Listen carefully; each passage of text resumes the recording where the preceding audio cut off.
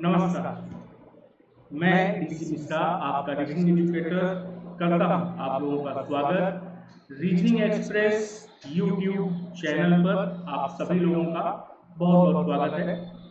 SSC की जो नई वैकेंसीज आई है 39,481 समथिंग, जिनका जो प्रस्तावित तिथि है परीक्षा की वो जनवरी और फरवरी है, उनके लिए ये क्लास आप लोगों के स्टार्ट की मैंने। एसएससी जीडी की क्लास, एसएससी में 20 क्वेश्चन रीजनिंग के पूछे जाएंगे बच्चा, 15 मिनट में आपको उनको सॉल्व करना होता है। तो उसी हिसाब से हम लोग यहाँ पर प्रैक्टिस कर रहे हैं 20 क्वेश्चन की, कम समय में ग्रेटर एक्यूरेसी के साथ क्वेश्चंस को सॉल्व करना।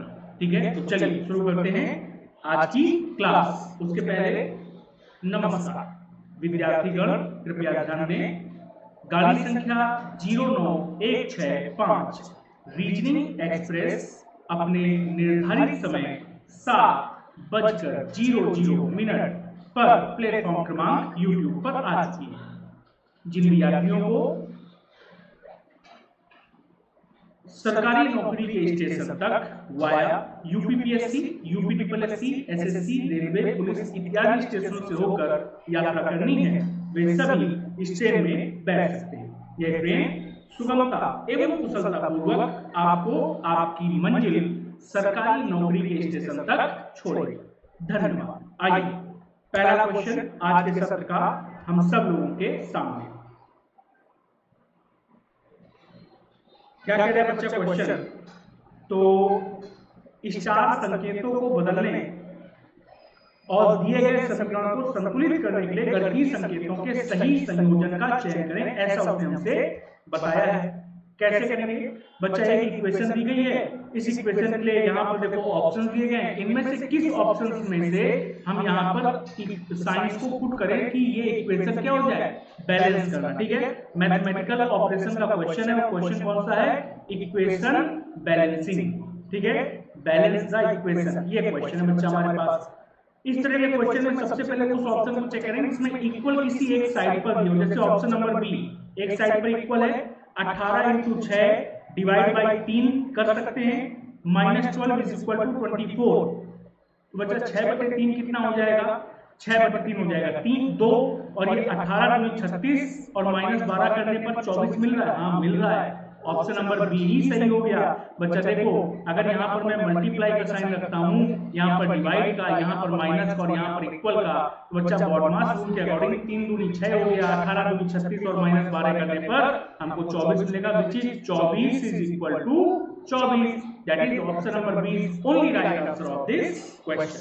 ठीक है, अगला क्वेश्चन क्या कह रहा है? कैलेंडर का क्वेश्चन कहता है यदि वर्ष 1997 में 18 फरवरी को मंगलवार है, तो वर्ष 2008 में 18 मार्च को कौन सा दिन होगा? तो बच्चा क्वेश्चन देखो, 1997 का डेट दिया हुआ है, 2008 का डेट हमको बताना है। बताना है कि नहीं बताना? बच्चा 97 से 2008 पर चलना है, यानी फॉरवर्ड चलना होगा। तो फॉरवर्ड कैसे चलेंगे?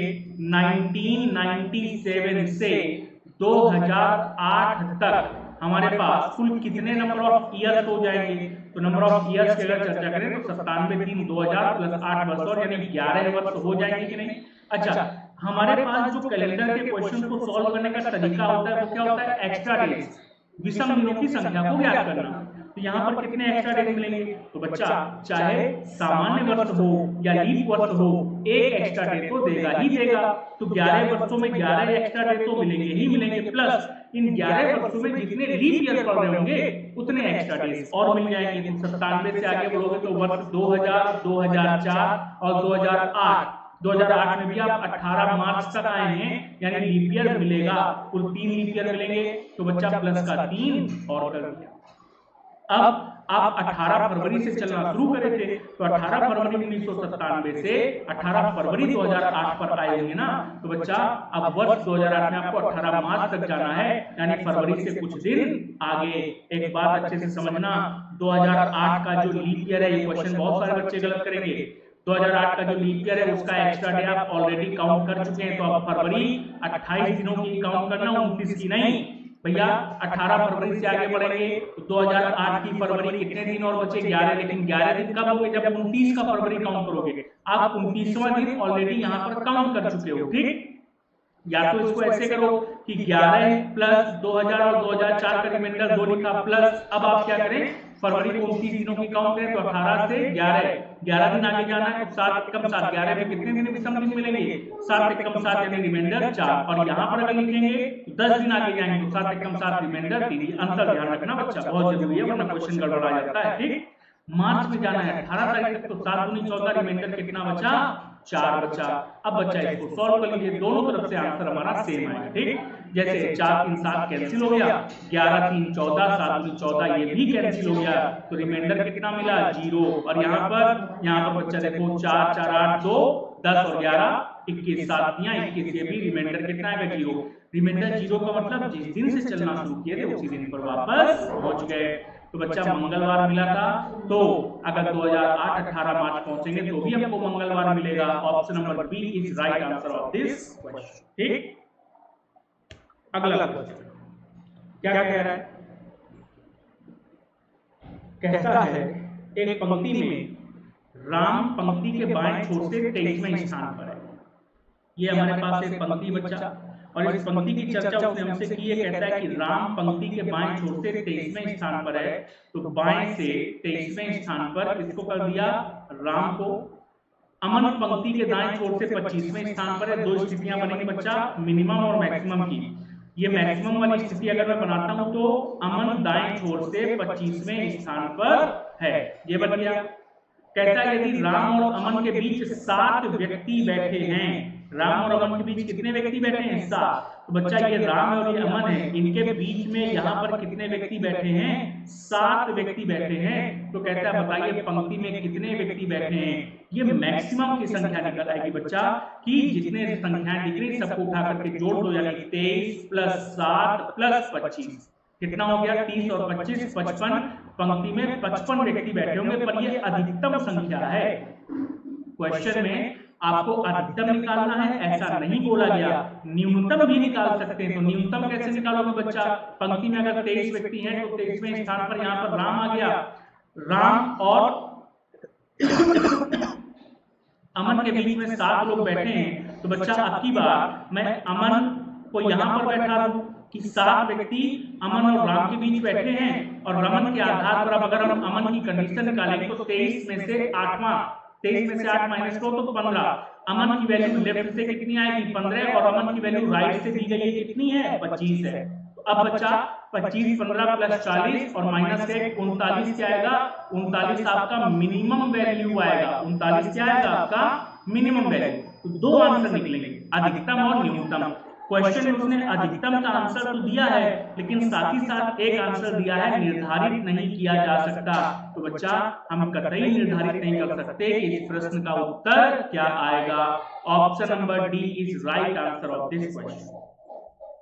हाँ, अगर इसकी जगह यहाँ पर ऑप्शन दिया होता इनमें से कोई नहीं तो हम 55 पर आंसर टिक कर सकते थे कि भाई 2 आंसर निकलेंगे, एक मिनिमम एक मैक्सिमम, तो चलो मैक्सिमम वाला आंसर दिया उसको टिक कर दे। लेकिन अभी सीएनडी ही इसका उत्तर दिया जाएगा, ठीक है। आइए अगला क्वेश्चन क्या कह रहा है बच्चा, इस क्वेश्चन को जरा चेक करते हैं। कहता है उस आकृति उत्तर आकृतियों में से उस आकृति का चयन करें जो शीट एक्स को खोलने पर सबसे निकट से मिलती जुलती हो। तो बच्चा ये हमारे पास पेपर कटिंग एंड फोल्डिंग का क्वेश्चन है। ये हमारे पास एक शीट थी, उस शीट को पहले फोल्ड किया गया इधर, फिर ट्रायंगल बनाया गया और फिर ये आकृति काटी गई है। अब अगर ये आकृति काटी गई तो कह रहा है कि वापस से शीट को अनफोल्ड करने पर कैसी आकृति दिखेगी। तो बच्चा जैसे फोल्ड किया गया वैसे इसको क्या करेंगे अनफोल्ड। तो जब हम इसको अनफोल्ड करेंगे तो पहले तो हमको ये आकृति दिखेगी, ठीक है, और यही सेम आकृति बच्चा यहाँ पर जब हम इसको वापस से लेफ्ट में अनफोल्ड करेंगे तो मिल जाएगी।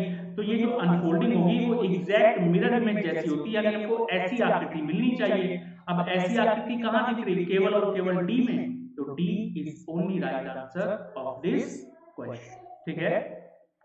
आइए अगला क्वेश्चन क्या कहता है। कहता है शब्द वैल्यूएशन में वर्णों के ऐसे कितने युग्म हैं। वैल्यूएशन नामक एक शब्द उसने हमको दिया है और इस वैल्यूएशन नामक शब्द में हमसे पूछ रहा है कि वर्णों के ऐसे कितने युग्म हैं जिनके बीच उतने ही अक्षर हैं आगे और पीछे दोनों दिशाओं में जितने की अंग्रेजी वर्णमाला में उनके मध्य होते हैं। बहुत कॉमन क्वेश्चन है, लगभग हर परीक्षा में पूछा जाता है। ठीक है, पेयर ऑफ लेटर निकालना कैसे निकालेंगे बच्चा? प्लेस वैल्यूज का प्रयोग करेंगे। 22, 1, फिर ये 13, ये 21, ये 1, ये 20, ये 9, ये 15 और ये 14। तो N और O 14 और 15 ये तो एक पेयर सीधा सीधा बन जाएगा हमारा। अल्फाबेटिकल सीरीज में N और O के बीच में कोई अक्षर नहीं आता, यहाँ पर भी कोई अक्षर नहीं आता, तो एक पेयर बन गया।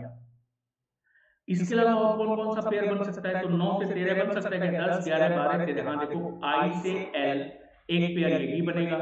अल्फाबेटिकल सीरीज में भी I और L के बीच 3 अक्षर होते हैं, यहाँ भी 3 अक्षर ही हैं। वही अक्षर हो ऐसा जरूरी नहीं, उतने ही अक्षर होने चाहिए, तो 3 अक्षर ये भी बन जाएगा। ठीक, क्या 15 से कुछ बन सकता है क्या? 15 से 16, 17, 18, 19, 20, 21, 22 बन सकता है।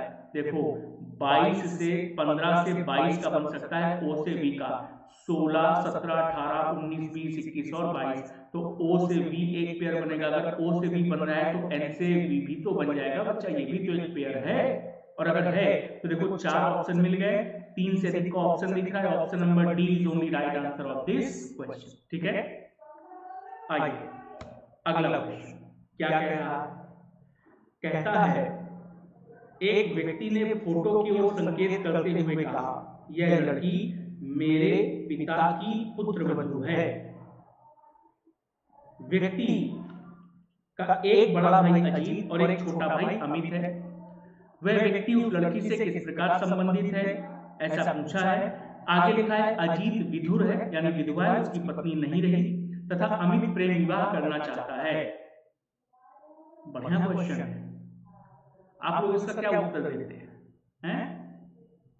आओ बताते हैं। तो बच्चा हमारे पास है क्या क्वेश्चन में? एक फोटो की ओर संकेत करते हुए एक व्यक्ति कहता है, ये हमारे पास एक फोटो हो गई, और इस फोटो की ओर संकेत करते हुए एक व्यक्ति ने स्टेटमेंट दिया हुआ है। क्या स्टेटमेंट दिया हुआ है? यह लड़की, फोटो में एक लड़की है, मेरे पिता की, इस व्यक्ति के पिता की बहू है। इस व्यक्ति के पिता की बहू है, इस व्यक्ति के पिता की बहू है। ठीक, तो अगर इस व्यक्ति के पिता की बहू है तो उसने कहा है कि उस व्यक्ति का एक बड़ा भाई भी है, बड़े भाई का नाम क्या है? अजीत है। ठीक, और एक छोटा भाई भी है, छोटे भाई का नाम क्या है? अमित है। ठीक, अपने आप को गायब कर लिया मैंने, छोटे भाई का नाम अजीत है, अमित है। कहता है वह व्यक्ति उस लड़की से किस प्रकार संबंधित है, इस व्यक्ति का संबंध इस लड़की से कैसे होगा जानना चाहता है। लेकिन आगे कहा है कि अजीत विधुर है, यानी अजीत विधवा है, अजीत की जो पत्नी है वो इस संसार में नहीं रही।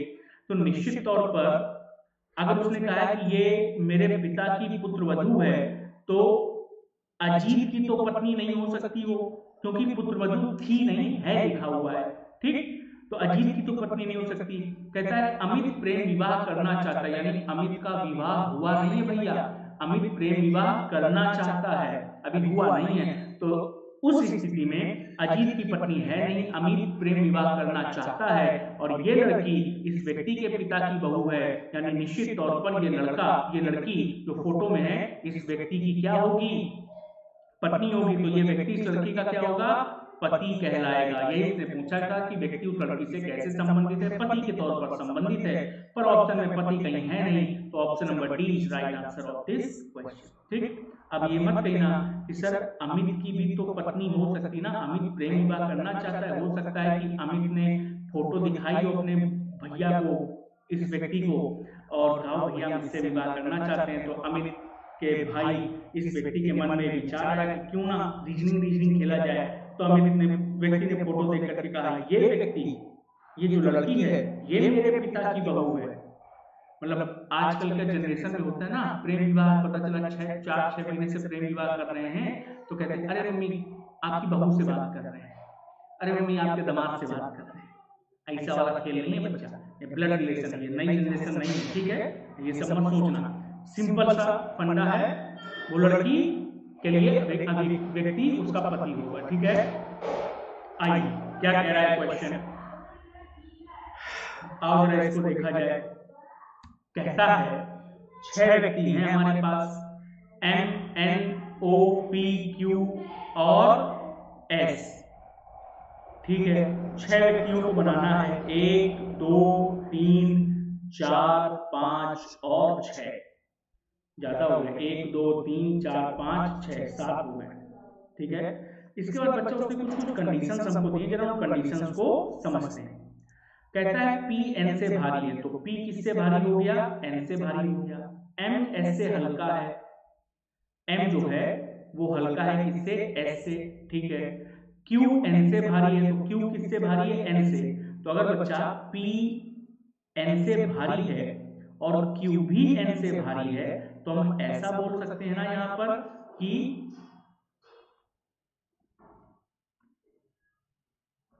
हम यहाँ पर बच्चा ऐसा बोल सकते हैं कि Q और P दोनों ही लोग N से भारी हैं। Q भी भारी है P N से और P भी भारी है N से। कहता है M P और Q से हल्का नहीं है, यानी M क्या है? M भारी है। किससे भारी है? P से भी और Q से भी।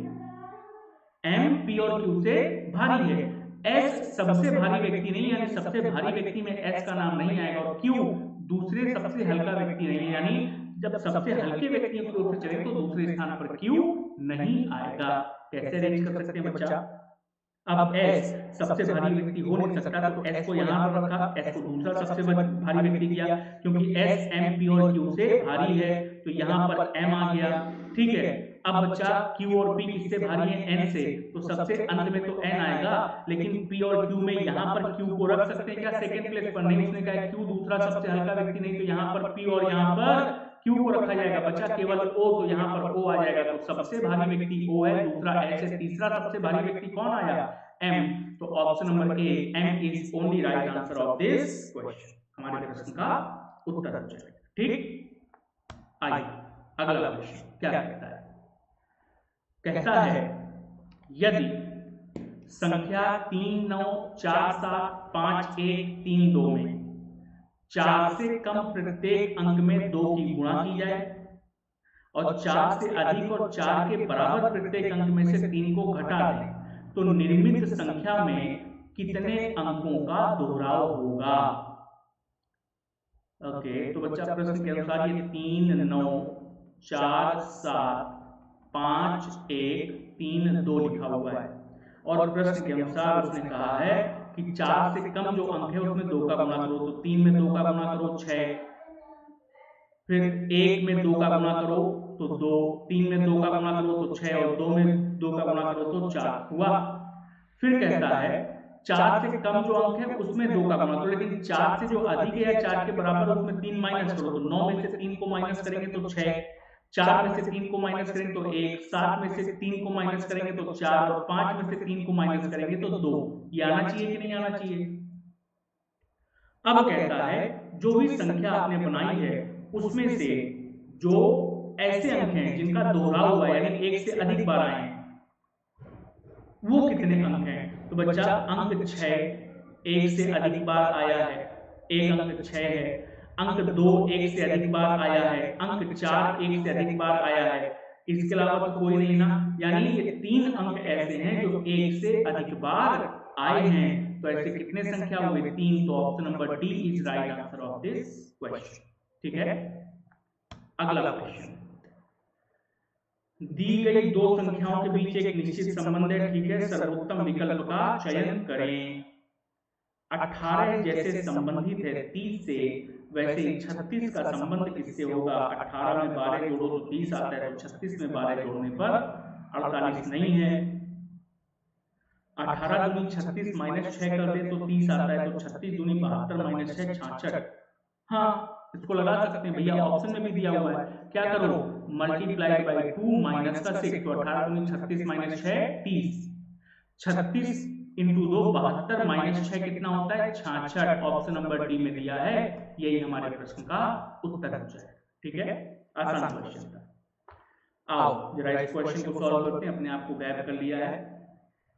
सिंधो बाउली TCR TSI NZ RO, her village is Sarurpur, ऐसे करके दिया है। सेंटेंस कोडिंग का क्वेश्चन है परासा, और सेंटेंस कोडिंग भैया पूछता है, ऐसा नहीं कह सकते कि नहीं पूछता, सेंटेंस कोडिंग का क्वेश्चन आपसे पूछता है।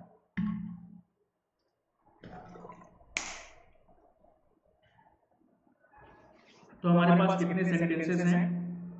पहला सेंटेंस हमारे पास है ये, हर विलेज इज सरूरपुर। दूसरा है ये, हर फर्स्ट लव इज लिटरेचर। तीसरा सेंटेंस है, literature collection is her hobby. ये तीसरा सेंटेंस है। तो कहता है कि शब्द का अर्थ लिटरेचर होगा, यानी लिटरेचर का कोड हमसे जानना चाहता है। तो लिटरेचर कहाँ कहाँ पर है? दूसरे और तीसरे सेंटेंस में लिटरेचर मिला, हर फर्स्ट लव इज लिटरेचर और literature collection is her hobby. तो बच्चा हर, इज और लिटरेचर तीन चीजें कॉमन है। एक काम करें, अगर हम पहले फर्स्ट, सेकंड और थर्ड को कंपेयर कर लें तो हर और एज हमको हर सेंटेंस में मिल रहा है कि नहीं मिल रहा है? कोड में क्या कॉमन मिल रहा है बच्चा? CINTO हर जगह पर हमको मिल रहा है। इसके साथ साथ हमको TSI हर जगह पर मिल रहा है। ठीक, तो हर और एज ये दो चीजें कैंसिल हो गई। अब अगर ये कैंसिल हो गई बच्चा, तो सेकंड और थर्ड को कंपेयर करेंगे तो सेकंड में बचा है फर्स्ट लव लिटरेचर और थर्ड में बचा है लिटरेचर कलेक्शन हॉबी। यानी सेकंड और थर्ड को कंपेयर करेंगे तो लिटरेचर और लिटरेचर कॉमन मिल जाएगा। कोड में क्या कॉमन मिलेगा बच्चा? OIND ये कॉमन मिलेगा, यानी लिटरेचर का कोड क्या हुआ? OIND। कहां लिखा है? ऑप्शन नंबर सी में। यही हमारे प्रश्न का उत्तर हो गया। ठीक, आइए अगला क्वेश्चन क्या कहता है। अगला क्वेश्चन है बच्चा हम लोगों के पास में, दूसरी तरफ के संबंध चुने। ओके, तो बच्चा क्वेश्चन जो हम लोगों को दिख रहा है वो है एनालॉजी का। पिछला क्वेश्चन नंबर एनालॉजी का था, ये वर्ड एनालॉजी का है। घास का संबंध जैसे कटाव से होता है वैसे ही बांध का संबंध किससे होगा? बच्चा एक बात बताओ, जैसे जमीन है, जमीन में मिट्टी है, ठीक है, बारिश होती है तो क्या होता है?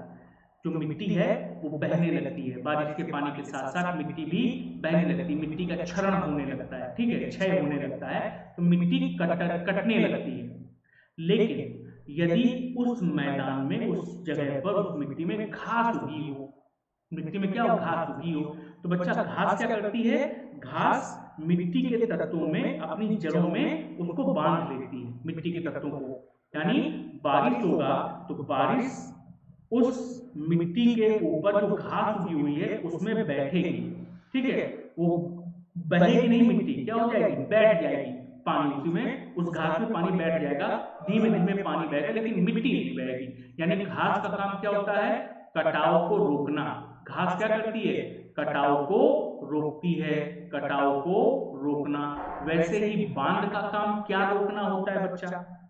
डैम, बांध, इनका काम क्या रोकना होता है? तो डैम का काम होता है पानी को रोकना, है कि नहीं? अलग अलग नदियों में डैम बनाए जाते हैं ताकि पानी को रोका जाए, फिर उसका अलग अलग प्रयोग किया जाता है।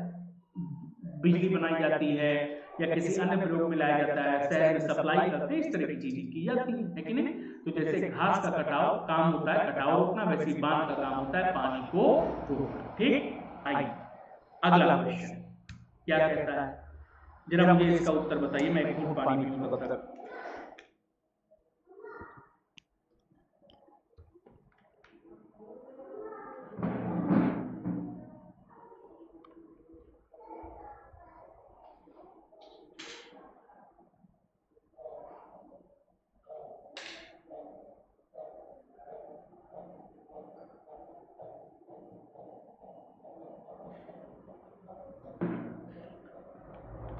क्या उत्तर आएगा इसका? कितनी महिला खिलाड़ी हैं वहां पर? आओ चेक करते हैं बच्चा, बहुत आसान क्वेश्चन। कहता है 6 बच्चे फुटबॉल खेल रहे हैं, नाम है ABCDE और F। कहता है A और E भाई हैं, तो भैया A और E को क्या बना दिया? भाई बना दिया। कहता है F E की बहन है, तो F को क्या कर दिया? E की बहन कर दिया। कहता है C A के चाचा का इकलौता बेटा है। C कौन है? A के चाचा का इकलौता बेटा, यानी A के पिता, A के जो पिता के भाई होंगे वो क्या कहलाएंगे? A के चाचा कहलाएंगे। और C ए के चाचा का इकलौता बेटा है। भाई पिता के चाचा किसको बोलते हैं? पिता के भाई को बोलते हैं। तो ए के पिता के जो भाई होंगे वो ए के चाचा हुए और सी ए के चाचा का इकलौता बेटा है। कहता बी और डी सी के पिता के भाई की बेटियां हैं। बी और डी कौन है? ये देखो बी और डी सी के पिता की भाई की बेटियां। तो सी के पिता के भाई कौन हुए? यही हुए ना, सी के पिता के भाई यानी सी के चाचा। सी के पिता के भाई यानी सी के चाचा की दो बेटियां हैं डी और सी। तो एक बच्चा डी हो गई और एक कौन हो गई? सी। ये दो बेटियां हो गई। कहता है अब बताओ वहां कितनी महिला खिलाड़ी हैं? सी के पिता के भाई की बेटियां बी और डी हैं, यानी ए ई एफ डी सी आपस में सब भाई बहन हैं, ठीक है। और सी उनके चाचा का लड़का है। तो कितनी महिला खिलाड़ी हो गई बच्चा? एफ डी और सी, तीन महिला खिलाड़ी निकल करके आई। तो option number C 3 is only right answer of this question, ठीक है। आइए अगला क्वेश्चन क्या कहता है? शब्द डिस्पेंस में अक्षरों के युग्म, यहां पर देखो फिर से अक्षरों का युग्म पूछ रहा है।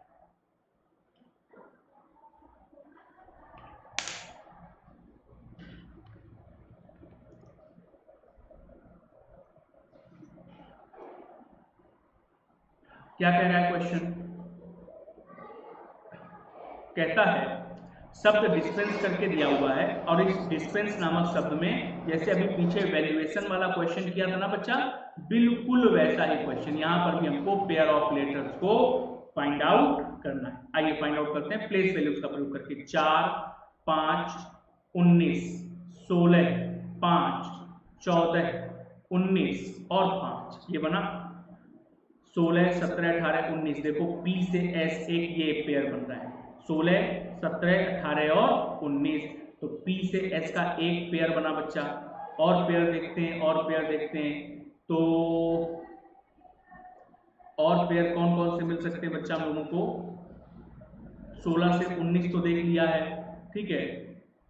बाकी यहाँ तो और पेयर नहीं दिख रहा है। 5 से इधर का तो कोई पेयर बनेगा नहीं।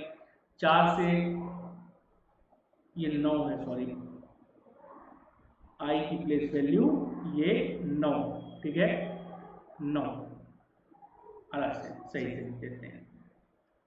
ये प्लेस वैल्यू हमारे पास 9 है आई की, ठीक। तो बच्चा 4, 9, 19, 16, 5, 14, 19 और 5 में एक तो ये बन गया 9, 5, 14 बन सकता है क्या? 10, 11, 12, 13 नहीं बनेगा, बिल्कुल नहीं बनेगा। 5 से 9 बन सकता है क्या? 6, 7, 8, 9 बिल्कुल नहीं बनेगा, ठीक है। यहां से 5 से 6, 7, 8 नहीं बनेगा, ये भी नहीं बनेगा। तो पी एस करके एक पेयर हमको मिल रहा है बच्चा।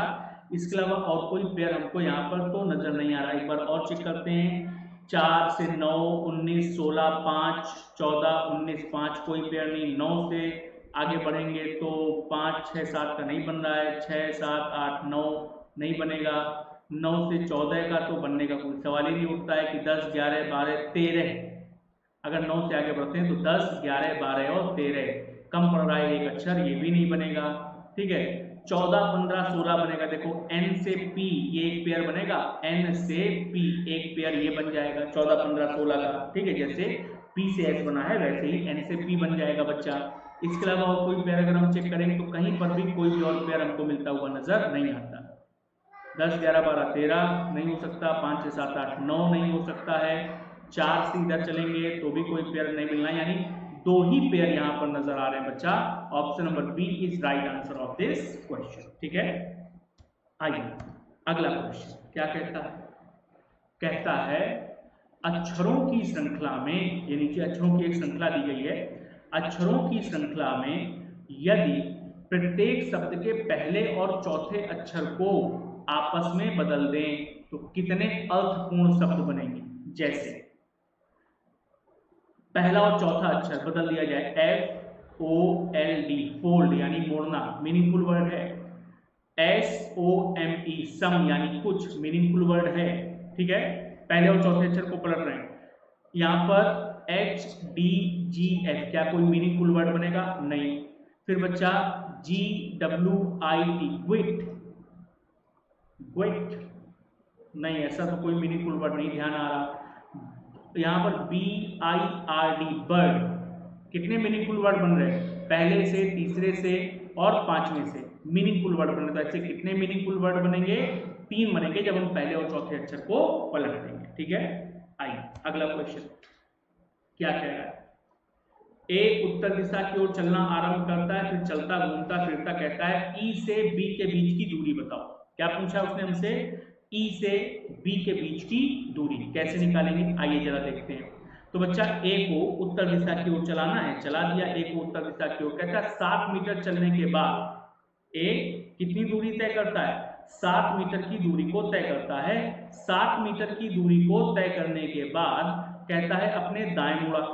ठीक है, बिंदु ए उत्तर दिशा की ओर चलना प्रारंभ करता है, 7 मीटर चलने के बाद बिंदु बी पर पहुंचता है, ये बिंदु बी है, वहां से दाएं मुड़ता है, 5 मीटर चलता है, तो बच्चा दाएं मोड़ दिए, 5 मीटर चला दिए, कहां पहुंच गया, बिंदु सी पर पहुंच गया। ठीक है, ये हो गया बिंदु सी। बिंदु सी से कहां पर मुड़ा है, अपने बाएं, और 5 मीटर फिर चलाए, तो बच्चा बिंदु सी से बाएं मोड़ करके 5 मीटर और चला दिए। ठीक है, कहता है 5 मीटर चलने के बाद बिंदु डी पर पहुंचता है, तो ये हो गया डी। कहता है फिर से बाएं मुड़ा और 7 मीटर चलता है, बच्चा वापस से उसको बाएं मोड़ दिया और बाएं मोड़ करके कितना चला दिए, 7 मीटर की दूरी को और तय कर दिए। ठीक, कहां पर पहुंच गया, ई पर पहुंच गया, ये हो गया ई हमारे पास। तो अब कह रहा है कि ई और बी के बीच की दूरी को बताइए। बच्चा ये हमारे पास है ना बिंदु बी, ये है ना हमारे पास बिंदु बी, तो बिंदु ई और बी के बीच की दूरी को हमको बताना है। आसान सा क्वेश्चन है, बहुत इजीली निकल आएगा। बच्चा क्या करें, हमें ये डिस्टेंस फाइंड आउट करनी है, तो पाइथागोरस थ्योरम का प्रयोग कर लें, हाइट और बेस की डिस्टेंस निकाल लें। बच्चा हाइट कितनी है 5, और ये बेस कितना होगा, टोटल 7, उसमें से 5 निकाल दो तो 2, तो कितना हो जाएगा 5 का स्क्वायर प्लस 2 का स्क्वायर अंडर रूट में, यानी 25 और 4 29, यानी अंडर रूट 29 मीटर हमारे प्रश्न का उत्तर है। ठीक, आसान सा क्वेश्चन। आइए अगला क्वेश्चन, प्रश्न चिन्ह के स्थान पर क्या आना चाहिए, नंबर सीरीज का क्वेश्चन है। श्रृंखला शुरू हो रही है बच्चा 88 से, खत्म हो रही है 208 पर, तो क्या होगा, प्लस माइनस करके देखा जाए।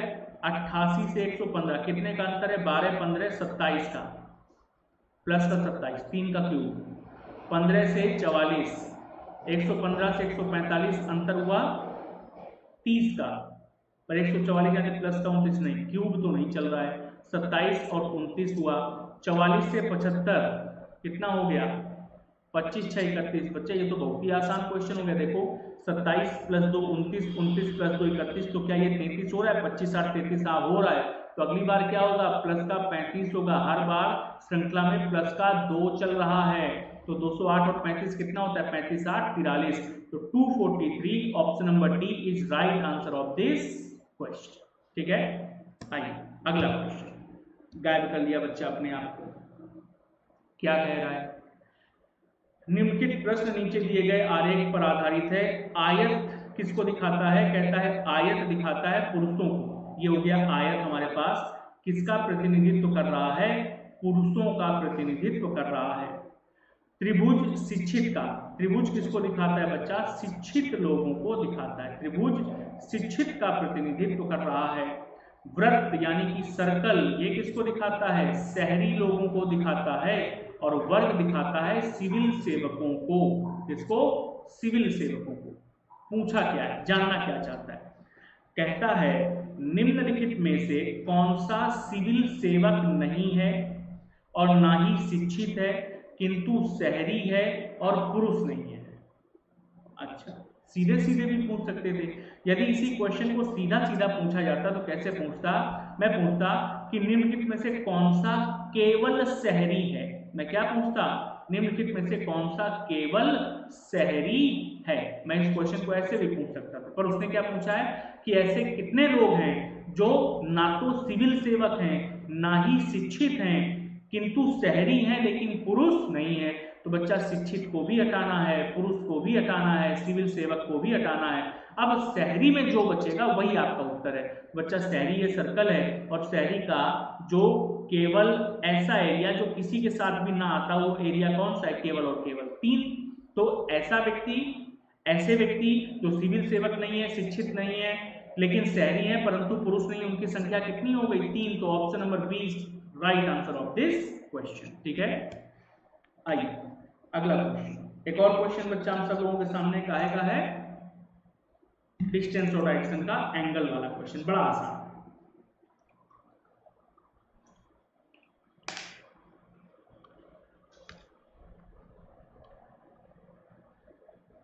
कैसे होगा बच्चा जरा देखो, एंगल का क्वेश्चन बड़ा आसान होता है।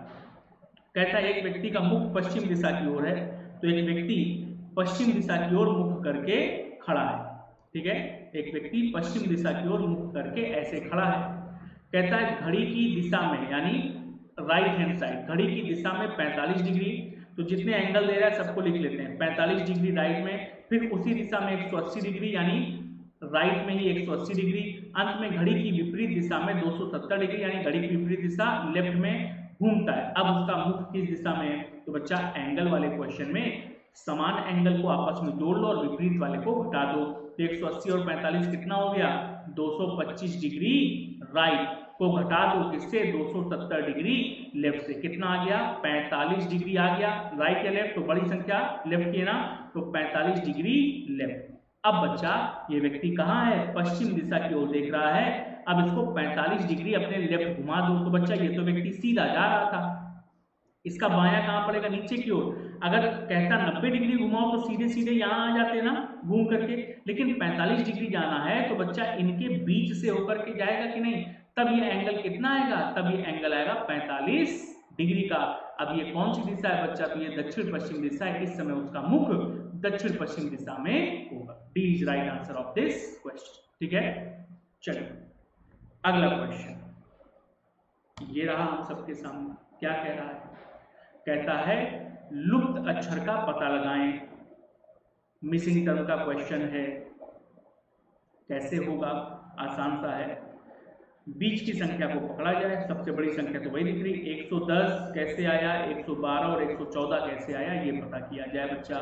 तो 110 के लिए 44 और 22 कितना होता है, 66, 33 और 11 44, 66 और 44, तो यानी बच्चे आसान है। देखो अगर सभी संख्याओं को जोड़ दो, 11 प्लस 44 प्लस 33 प्लस 22, इन सबको आपस में जोड़ दो बच्चा, 55 और 55 110 हो रहा है। सिमिलरली अगर 16 और 44 को जोड़ दें तो कितना आता है, 56, 24 और 32 को जोड़ दें तो कितना आता है, 56 और 56 112 हो गया। सेम काम यहाँ पर भी करेंगे बच्चा, 23 और 34 कितना हो जाएगा, 3 2 5 और 4 3 7, यानी हो गया 57। और बच्चा 114 में से कितना माइनस कर दें कि हमको यहाँ वाली संख्या पता चल जाए, ठीक है। 114 में से अगर हम 57 को माइनस करते हैं तो 57, या क्या करो बच्चा, सबको जोड़ दो, ठीक है। 57 10 67 और 2 69, कितना जोड़ें कि यहाँ पर हमको 114 से माइनस करने पड़ जाए बच्चा, तो 31 और 14 कितना हो गया, 45, यानी यहाँ पर 45 आना चाहिए बच्चा, ठीक है। 45 12 57, 23 34 57, 57 57 114, तो option number C is right answer of this question, ठीक है। आइए अगला और अंतिम क्वेश्चन आज के इस सत्र का, गायब कर ले अपने आप को। क्या कह रहा है, कथन पर विचार करें और तय करें कि दी गई धारणाओं में से कौन सी धारणा कथन में निहित है, ठीक है। कथन क्या है बच्चा, कथन और धारणा का क्वेश्चन है, लॉजिकल रीजनिंग का। कथन है टेलीविजन के मनोरंजन मूल्य के अतिरिक्त, टेलीविजन के मनोरंजन मूल्य के अतिरिक्त इसके शैक्षिक मूल्य की अनदेखी नहीं की जा सकती है। यानी जिस भी व्यक्ति ने स्टेटमेंट दिया है उसके कहने का अर्थ ये है कि निश्चित तौर पर टेलीविजन मनोरंजन का एक साधन है। उसके कहने के अनुसार निश्चित तौर पर टेलीविजन मनोरंजन का एक साधन है, परंतु सिर्फ मनोरंजन ही नहीं, हम उसके शैक्षिक मूल्य की अनदेखी नहीं कर सकते, यानी टेलीविजन से शिक्षा भी प्राप्त की जा सकती है, ऐसा बिल्कुल संभव है। हम टेलीविजन के शैक्षिक मूल्य को अनदेखा नहीं कर सकते। मनोरंजन तो करता ही करता है टेलीविजन, पर हमको शिक्षा भी देता है। अब अगर ऐसा कथन कहा गया है तो उसके आधार पर पहली धारणा क्या है, कहता है कि टेलीविजन को लोग केवल मनोरंजन के साधन के लिए लेते हैं, ठीक है।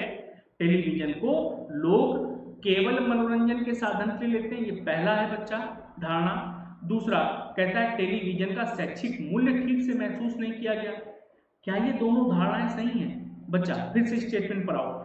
टेलीविजन के मनोरंजन मूल्य के अतिरिक्त इसके शैक्षिक मूल्य को अनदेखा नहीं किया जा सकता या शैक्षिक मूल्य की अनदेखी नहीं की जा सकती। यानी अगर व्यक्ति ने ऐसा स्टेटमेंट दिया है तो उसने देखा होगा कि लोग टेलीविजन को मनोरंजन के तौर पर तो लेते हैं, उससे कुछ सीखने का प्रयास नहीं करते हैं। भैया तमाम चीजें सीखी जा सकती हैं। कितने सारे चैनल आते हैं जो अच्छी अच्छी बातें आपको बताते हैं, चाहे वो धर्म की बात हो, विज्ञान की बात हो, इतिहास की बात हो, तमाम सारी चीजें बताई जाती हैं, आप सीख सकते हैं, है कि नहीं। लेकिन लोग उसमें मनोरंजन देखते हैं केवल, ठीक है। न्यूज डिबेट देखेंगे, उल्टे सीधे सीरियल देखेंगे, फिल्में सुनेंगे, फिल्मी गाना सुनेंगे, पढ़ाई नहीं करेंगे, उससे कुछ सीखने का उनका जज्बा नहीं है। इसीलिए व्यक्ति ने स्टेटमेंट दिया कि मनोरंजन मूल्य के अतिरिक्त शैक्षिक मूल्य की अनदेखी नहीं की जा सकती। यानी उस व्यक्ति ने देखा होगा कि लोग टेलीविजन को केवल मनोरंजन के तौर पर यूज करते हैं, उसका शैक्षिक महत्व नहीं समझते। यानी पहला वाला इस व्यक्ति के अनुसार कैसा अजम्पशन है, सही अजम्पशन, उसने ऐसा सोचा होगा तभी उसको ऐसा स्टेटमेंट देने की जरूरत पड़ी है, ठीक। दूसरा कहता है कि टेलीविजन का शैक्षिक मूल्य ठीक से महसूस नहीं किया गया। अगर बच्चा महसूस किया गया होता तो उस व्यक्ति को ये स्टेटमेंट नहीं देना पड़ता कि शैक्षिक मूल्य की अनदेखी नहीं की जा सकती। इसका मतलब है कि शैक्षिक मूल्य ठीक से टेलीविजन का महसूस नहीं किया गया, उसके बारे में बताया नहीं गया, इसी वजह से व्यक्ति ने ऐसा स्टेटमेंट दिया। यानी दूसरा वाला भी अजम्पशन कैसा होगा, सही। अगर दोनों ही अजम्पशन सही तो प्रश्न का उत्तर लगा देंगे बच्चा, option number D is only right answer of this question, ठीक है। चलिए, तो ये थी आपकी आज की क्लास एसएससी जीडी की। आज के इस सत्र को बच्चा यहीं पर समाप्त करेंगे। आप लोग एक सहयोग करते रहें हमारा कि ये क्लास की क्वालिटी आप जानते हैं हमारी कि हमारी क्लासेस की क्वालिटी कैसी होती है। कंटेंट वाइज टॉप कंटेंट आपको मिलेगा, टॉप चीज़ें आपको यहाँ पर सीखने को मिलेंगी, चाहे वो कंटेंट हो, कॉन्सेप्ट हो, ट्रिक्स हो।